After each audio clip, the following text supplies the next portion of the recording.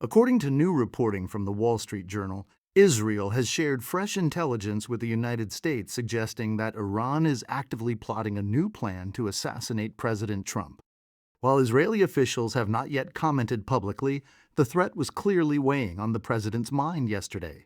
During several public remarks, Trump repeatedly mentioned the danger, claiming he is Iran's primary target.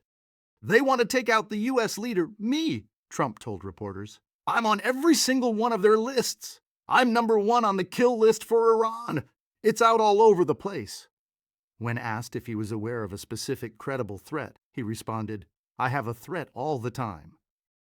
I'm #1 on their list." Security concerns in the presidential jet, evidence of these heightened security concerns, surfaced during Trump's recent trip to a NATO event in Turkey.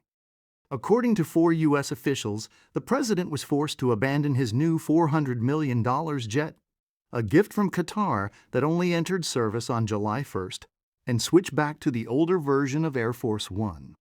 2 sources told GTN that the newer Qatari plane lacked the specific capabilities required to ensure the president's safety in international settings. This security shift occurred as threats against Trump's life became increasingly visible.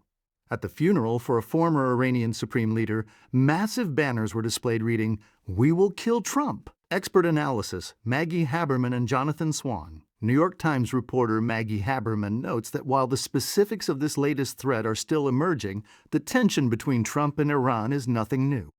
He has been under threat since 2020, largely due to his decision to order the strike on General Qasem Soleimani. Haberman points out that Trump has consistently been more hawkish on Iran than many of his advisors.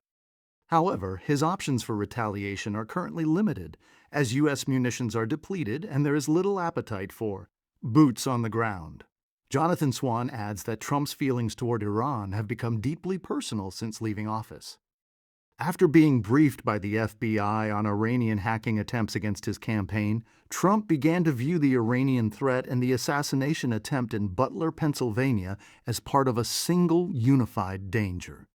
Swan reports that while Trump would never admit it publicly for fear of appearing weak, some of his advisors believe his presidency has become much more homebound this term.